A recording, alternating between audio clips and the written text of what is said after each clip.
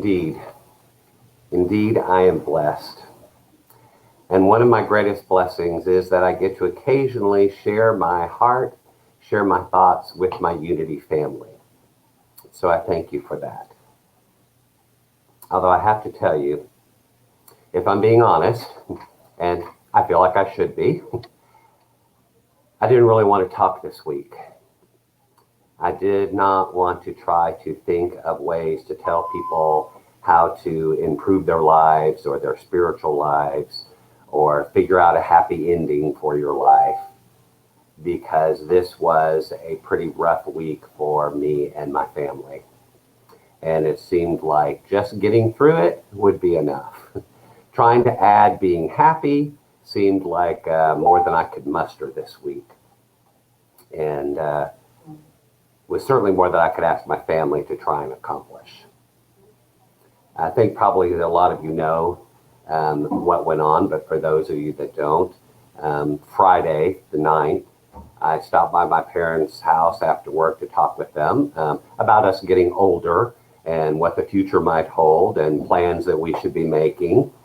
And as we were discussing Delilah, my parents' sweet, beautiful standard poodle, and her health issues and what was in hers and everybody else's best interest, just some light, fun conversation to start the weekend. Well, Charlie, their 16-year-old cat, came into the room as we were talking, and he suddenly had what appeared to be a stroke. Our vet believes that he threw a blood clot, and he fell over and couldn't walk and began panting and drooling and having trouble breathing. We called the vet, who agreed to meet us at his office after hours, and it ended up being Charlie's time to transition, and so we had to unexpectedly say goodbye to him that night. Then on Tuesday, I had oral surgery. I had 2 teeth pulled, a bone graft, and the start of an implant put in. And going to the dentist has always been very nerve-wracking for me. Plus the exorbitant cost adds to the pain. On Wednesday, Dwayne and I were back at the vet's office to help Delilah ease her pain and make her transition. And Delilah's had health issues since she was a year old, but at this time she couldn't really walk, and she had had a really rough weekend, and it was too much to ask her to keep fighting to bring us love, and so we said goodbye. And Charlie and Delilah's lives are now over, but they leave behind a legacy of love. It was a hard week. And I don't really like to be sad. And I really don't like for my family to be sad. I think that's probably even harder for me. But I firmly believe in keeping my commitments. It is important to me. And I also felt like, well, maybe some of us need to hear this week that it is okay. It is okay to not always be filled with happiness at every moment of every day. And it's important for me to also note that in the midst of my sadness and my grief, I am still able to find some joy. And there's a difference between happiness and joy. I can still have joy in my life even when I'm sad. And I may have to look a little harder for it, a little harder than normal, but I can still be surrounded with gratitude. That's how I can get through. I want to say our friends and our church family have enfolded us with love and with care and with sweet messages, and I feel so grateful for the compassion that has been shared with us. I definitely feel the joy of having wonderful relationships that share our sorrows with us and encourage us during hard times. And so this morning, I want to share with you some stories of what is really important.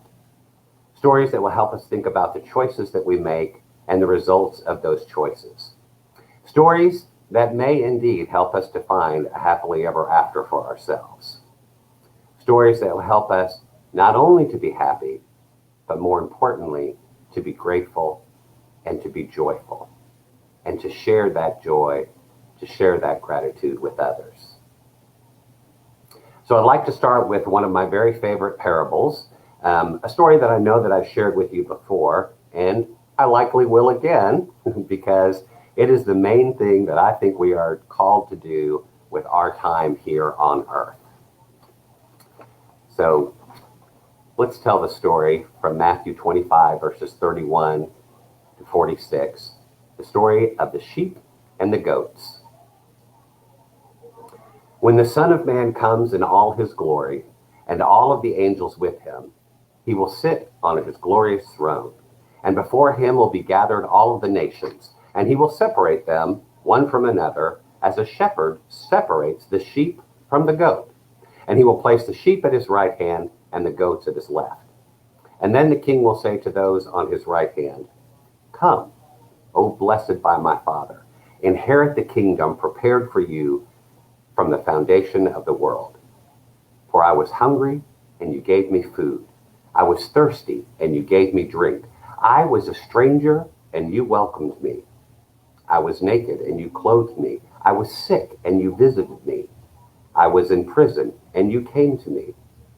And then the righteous will ask him, "Lord, when did we see thee hungry and feed thee, or thirsty and give thee drink? And when did we see a stranger and welcome thee, or naked and clothe thee? And when did we see thee sick, or in prison and visit thee?" And the king will say to them, "Truly I say to you, as you did one of these things for the least of my brethren, you did it for me." And then he will say to those on his left, "Depart from me, you cursed, into the eternal fire prepared for the devil and his angels. For when I was hungry, you gave me no food. I was thirsty, and you gave me no drink. I was a stranger, and you did not welcome me, naked, and you did not clothe me, sick and in prison, and you did not visit." And they will answer, "Lord, when did we see you hungry or thirsty, or a stranger, or naked, or sick, or in prison, and did not minister thee?" And he will answer them, "Truly I say to you, as you did not do this for the least of these, you did it not for me." And they will go away into eternal punishment, but the righteous into eternal life. Now, those of you that know me well can probably figure out why I chose this parable to discuss. The fact that we are called to help those in need. Jesus teaches us a very important lesson about loving our neighbor and about taking responsibilities for others. And one thing I love about the Bible is that it can be interpreted in so many ways. And you can read the same verse over and over and over. And depending on where you are in your life and what circumstances you have going on in your life, you get a fresh, new understanding or meaning. However, wherever you're at, and no matter what else you get from this scripture, it is completely clear that we are compelled to help feed and clothe the poor, take care of the sick, minister to those in prison. We are compelled to take care of one another. That's why I love this parable. And I love the fact that at Unity of Arlington, we believe in helping each other. We believe that it is important to reach out into the community and to serve other people. I'm very grateful for all of our spirit groups who take the lead in this endeavor by doing service projects. I thank you, service groups. I thank you, spirit groups, for being the hands and the feet of God. But I will say there are some parts of this story that are kind of confusing, right? What about the part about being separated into two different groups when we know that we are actually all one? And what about the part about going to heaven or hell? Yikes, right? Okay, well, I looked up a whole bunch of stuff on Unity sites and in the Metaphysical Bible Dictionary, which is a lot more difficult to understand than a regular dictionary, by the way. And I read some really great stuff from a Unity expert, Reverend Ed Townsley, to help me kind of understand and explain some stuff to you. So the parable starts out and says, when the Son of Man comes in all of his glory and all of his angels with him. Well, Reverend Ed says that the key to understanding this powerful passage is to understand who is the Son of Man and when will he come into his glory. In the context of Jesus' teaching and his example, the Son of Man is the Christ, which is the true spiritual identity of every person. So the Christ comes into his glory when we are fully expressing that Christ presence, when we are fully one with our spiritual power. just like Jesus was able to accomplish and demonstrate. We can do that as well. And all of the angels is talking about all of the divine ideas. So we come into our glory when we see through the eyes of the Christ, inspired by divine ideas. And the heaven and hell part, well, what is that? That's all about our choices. The choices that we make to express unconditional love, to create the kingdom of heaven, to create that here on earth. I mean, if you think about it, when you feel unconditional love, doesn't that feel heavenly? And in contrast, our fear-based choices, our refusal for opportunities of love, well, they create life experiences that are fear-based and challenging. You know, our own personal hell that we put ourselves through. So, in difficult times, such as illness or job loss or grieving, or any of those type of circumstances that we don't want to find ourselves in, well, we have the opportunity to make a choice on how to deal with it. Maybe we blame ourselves. Maybe we isolate ourselves away and we feel sad and we feel miserable and we feel hellish. Or maybe we let our family and our friends minister to us. And those earthly angels and their love can help us to feel a taste of heaven on earth. And while I know that it is usually my personal preference to be the one that is taking care of other people, sometimes we need to let others take care of us. That is a gift as well. Letting someone share their heart and their love, letting them know the joy of giving. It also might seem in this story that we are being judged, but I believe that a God of infinite love does not judge us. God does, however, lovingly make us aware of our choices and that our choices have consequences. And the painful consequences of negative choices are eternal only if we insist on making those same choices over and over and over again. So wouldn't you rather have that heavenly feeling that you can get when you're helping someone in need? Whether it's a loved one or a stranger, when you know that you've made a difference, no matter how small, it helps you to connect to that divine love that is within all of us. And isn't that so much better than that nagging, painful regret when you turn away or ignore or try not to notice someone in need? You know, that tiny little bit of hell that we can torture ourselves with when we do not behave in a compassionate way, if we're not kind or loving. Now, the next parable that I want to share is one that I really had not been that familiar with. And so it was kind of fun to find it. And it really has some great lessons for us to remember as well. This one comes from Matthew chapter 20, verses 1 through 16. It's the laborers in the vineyard or the generous employer. For the kingdom of heaven is like a householder who went out in the early morning to hire laborers for his vineyard. After agreeing with the laborers for a denarii a day, he sent them into the vineyard. And going about the third hour, he saw some standing idly in the marketplace, and he said to them, "You go into the vineyard too, and whatever is right, I will give you." And so they went.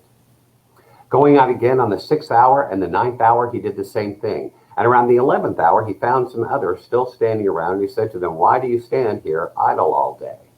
And they said to him, "Because no one has hired us." And he said to them, "You go in the vineyard too." And when the evening came, the owner of the vineyard said to his steward, "Call the laborers and pay them their wages, beginning with the last up to the first." And when those hired around the 11th hour came, they each received a denarii. And when the first came, they thought they would receive more, but they also received a denarii.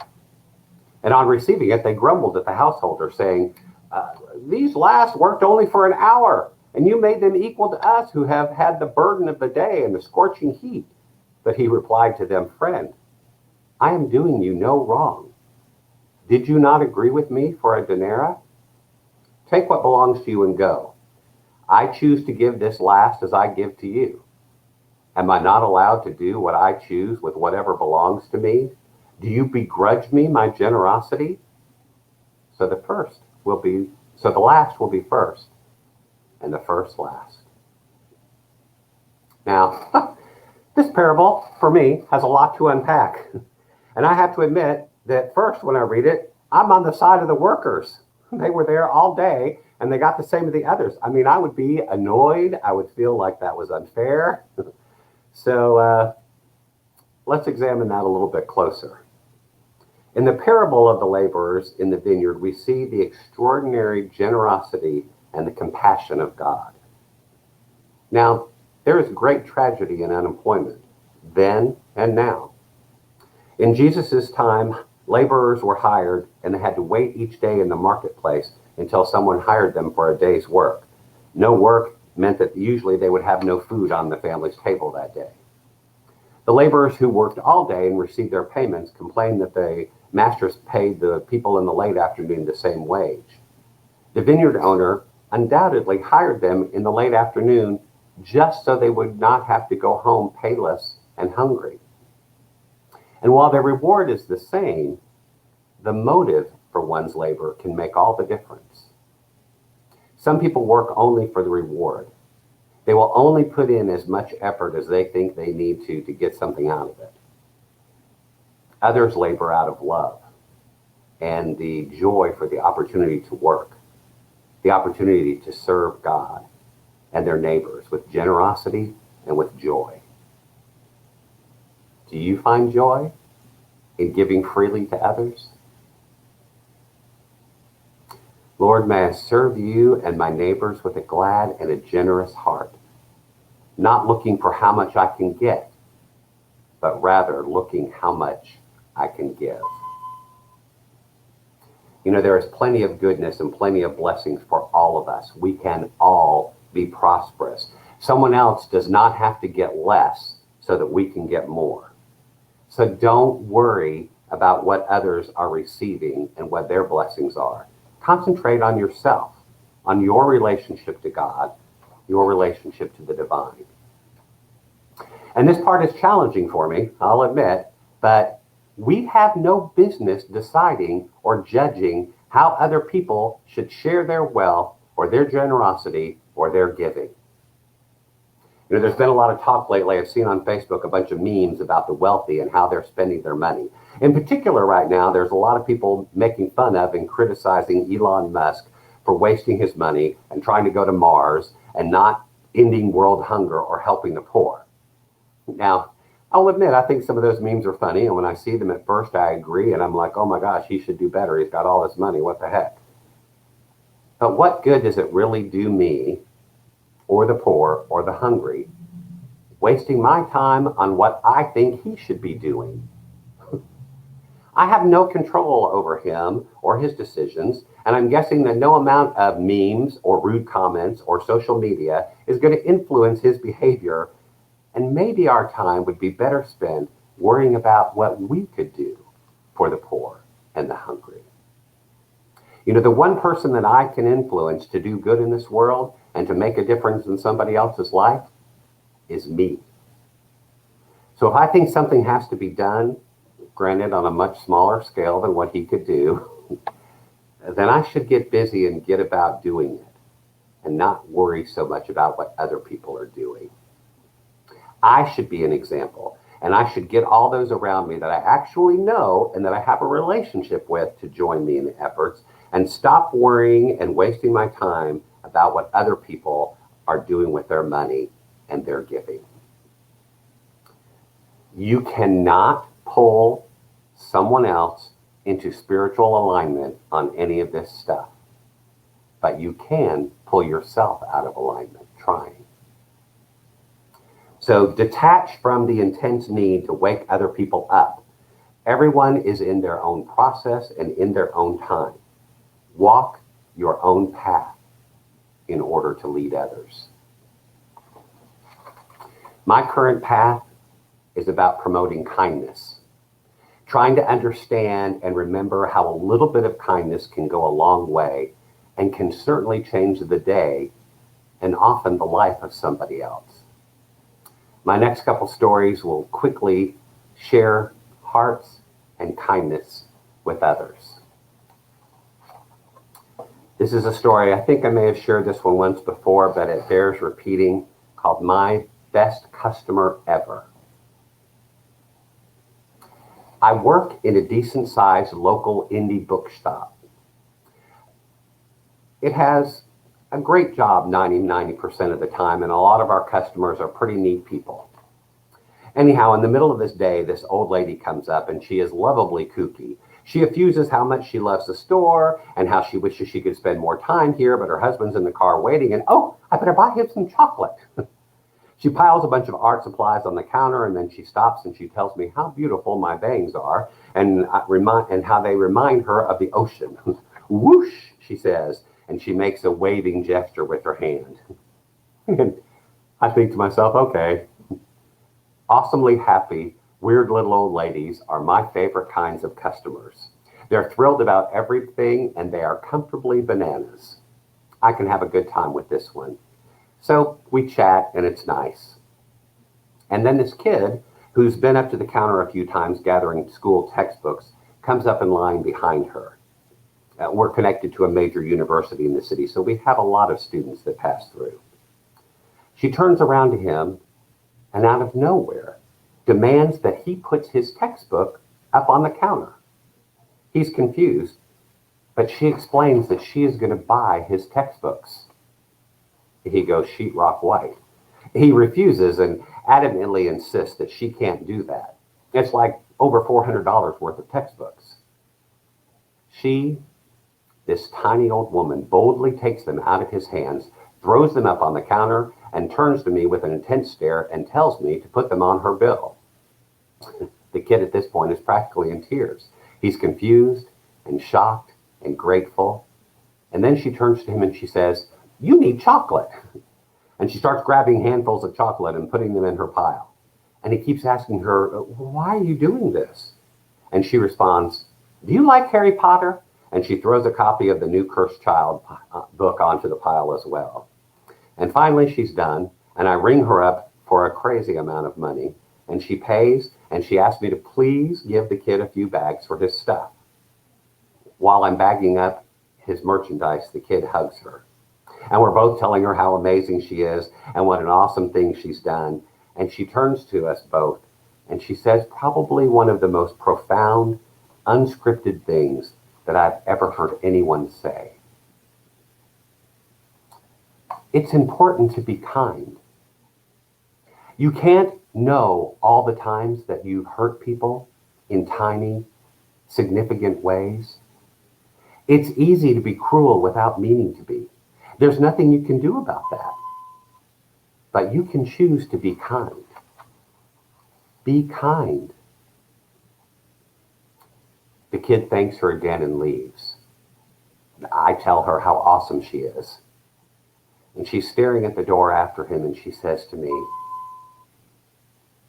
"My son is a homeless meth addict. I don't know what I did. I see that boy, and I see the man that my son could have been if someone had chosen to be kind to him at just the right moment." I bag up her stuff, and at this point I'm super awkward and I feel like I should say something, but I don't know what. And then she turns to me and she says, "I wish I could have bangs like that, but my darn hair is just too curly." And she leaves. And that is the story of the best customer that I've ever had. Be kind to someone today.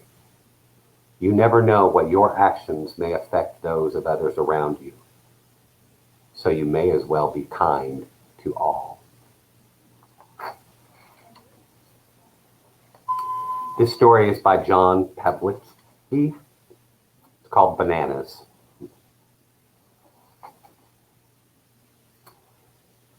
The day my father died, I was at the grocery store buying bananas. I remember thinking to myself, this is insane. Your dad just died. Why the hell are you buying bananas? but we needed bananas. We'd be waking up for breakfast tomorrow and there wouldn't be any bananas, and so there I was. And a lot of other stuff still needed doing too, so over the coming days I would navigate parking lots, wait in restaurant lines, and sit on park benches, pushing back tears, fighting to stay upright, and in general always being just seconds away from a total, blubbering, room-clearing freak-out. I wanted to wear a sign that said, "I just lost my dad. Please, go easy." Unless anyone passing by looked deeply into my bloodshot eyes or noticed the occasional break in my voice or thought enough to ask, it's not like they would know that anything was happening inside me or around me. They would not have any idea of the gaping sinkhole that had just opened up and swallowed the normal life of the man next to them in the produce section. And while I didn't physically want to wear my actual circumstances on my chest, it probably would have caused people around me to give me some space, or to speak softer, or to move more carefully. And it might have made the impossible almost bearable. Everyone around you, the people that you share the grocery store line with, pass in traffic, sit next to at work, encounter on social media, see across the kitchen table, they are all experiencing the collateral damage of living. They're all grieving someone, missing someone, worried about someone. There are marriages that are crumbling and mortgage payments that are late. They're waiting on children's test results, or they're getting bananas 5 years after the death and still pushing back the tears because the loss feels as real as the first day. Every single human being that you pass by today is fighting to find peace and to push through the fear to get their daily tasks done without breaking down in front of the bananas or in the carpool line or at the post office. And maybe they aren't mourning the sudden tragic passing of a parent, but wounded, exhausted, pain-ravaged people are everywhere. Every day they're stumbling all around us. And yet most of the time, we're fairly oblivious to them. Parents whose children might be terminally ill, couples in the middle of divorce, people grieving the loss of a loved one or relationships, kids being bullied at school, teenagers who want to end their life, people marking the anniversary of a death, parents worried about a depressed teenager, spouses whose parents or partners are deployed in combat, families with no idea how to keep the lights on, single parents with little help and little sleep. Everyone is grieving and worried and fearful, and none of them are wearing signs. None of them have labels. None of them come with a written warning that says, "I'm struggling, be nice to me." And since they don't, it is up to you and it's up to me to look more closely and more deeply at everyone around us, at work, at the gas station, at the produce section, and to never assume that people aren't hanging on by a thread, because most people are hanging on by a thread. And our simple kindness can be that thread. We need to remind ourselves just how hard the hidden stories are that might be around us, and to approach each person as a delicate, breakable, invaluable treasure, and to handle them with care. As you make your way through the world today, people are not going to be wearing signs to announce that they're mourning, or to alert you to the attrition, or to broadcast how terrible they feel. But if you look with the right eyes, you may see the signs. People could be grieving all around you. Go easy.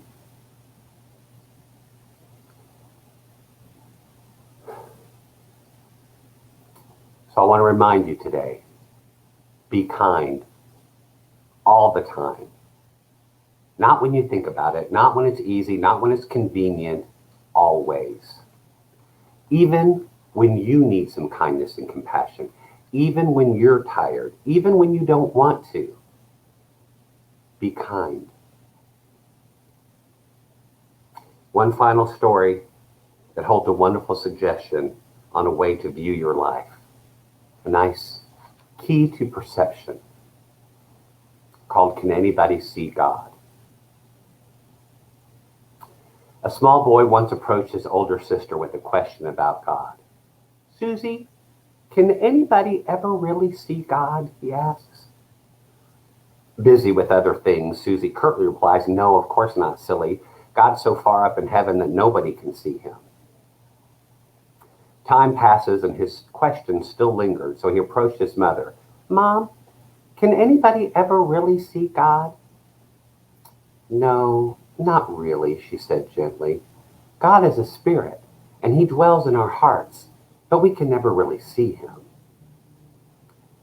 Somewhat satisfied, but still wondering, the youngster went on his way, and not long after, his saintly old grandfather took the little boy on a fishing trip. And they were having a great time together, and it had been an ideal day. And the sun was beginning to set with an unusual splendor at the day's end. The old man stopped fishing, and he turned his full attention to the exquisite beauty unfolding before him. On seeing the face of his grandfather, reflecting such deep peace and contentment as he gazed into this magnificent, ever-changing sunset, the little boy thought for a moment, and he finally spoke hesitantly. Granddad, I wasn't going to ask anybody else, but I wonder if you can tell me the answer to something that I've been wondering for a long time. Can anybody ever really see God? The old man did not even turn his head. A long moment slipped by before he finally answered. Son, he said quietly, it's getting so I can't see anything else.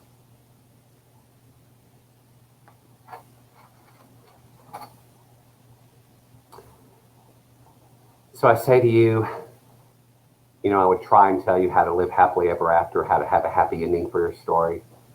Well, I think it's simple. There's 3 things to do. 1, be kind to yourself and others. 2, choose to be grateful. Find the thing in every situation that you can be grateful for and be blessed by. And 3, see God in everyone and everything and respond accordingly. I promise you, if you can do those 3 things, you'll be happier. You'll be filled with joy. And when your life is over on this earth, you'll leave behind a legacy of love. Your heart work for this week is to go easy, be kind, share some love. I'm going to ask that everyone perform a purposeful act of kindness this week. A purposeful act of kindness. Find something nice to do for someone that will bring them some joy, bring them some comfort, bring them a smile. And then, I know some people are opposed to this, but I'm going to ask you to go ahead and post that on social media. Put it on Facebook. Tag the church and tag me. Not to brag about our deeds and how wonderful we are and look at the cool thing we did, but share it in a spirit of giving so that maybe we can inspire others to do the same thing. Title your post Unity Kindness Week. Do one thing or do one thing every day. And let's leave behind some love this week. Thank you. God bless you.